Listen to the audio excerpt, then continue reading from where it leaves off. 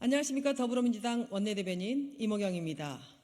국민의힘은 159명 국민의 생명보다 총선 공천권이 더 소중합니까?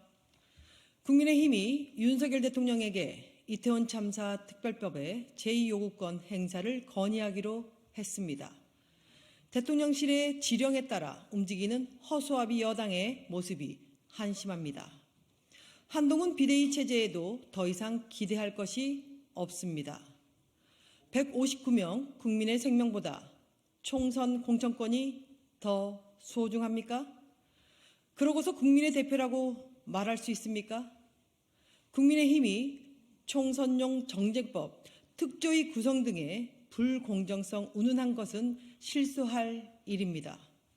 총선, 정쟁이라는 말을 윤석열 정부의 무능과 무책임을 가리기 위한 방패로 삼습니까?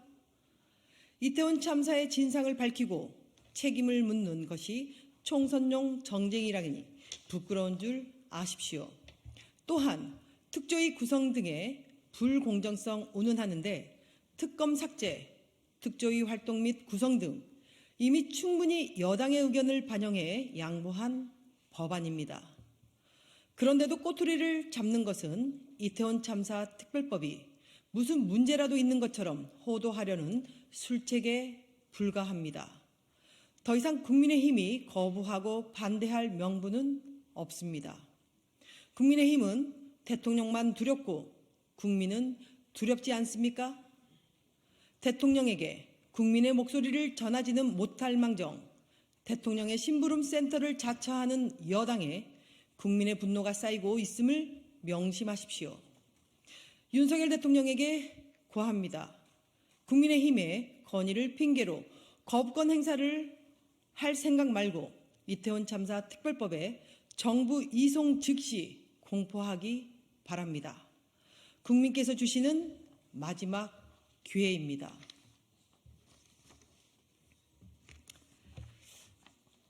이제 누가 무서워서 윤석열 대통령에게 직언을 할 수 있겠습니까?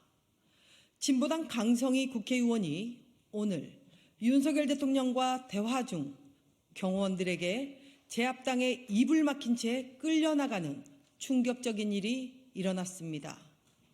윤석열 대통령에게 국정 기조를 바꿔야 한다, 바꾸지 않으면 국민이 불행해진다라고 말한 것이 대화 도중에 끌려나갈 일입니까? 국정 기조 바꾸라는 말 한마디가 대통령의 심기에 그렇게 거슬리게 들렸습니까? 무도한 대통령 경호처의 행태가 분노스럽습니다. 이제 무서워서 누가 윤석열 대통령에게 직언을 할 수 있겠습니까? 앞으로 경호원들에게 끌려나가지 않기 위해 대통령에게 침묵해야 하는 것입니까? 야당 대표는 국민의힘 출신의 태극기 부대원에게 정치 테러를 당하고 행사에 초대받은 지역 국회의원은 사지가 들려 끌려나가는 것이 윤석열 정부가 만들려는 대한민국의 민주주의입니까? 대통령 앞에서 야당 국회의원이 직언하지 못한다면 독재 정권과 무엇이 다릅니까?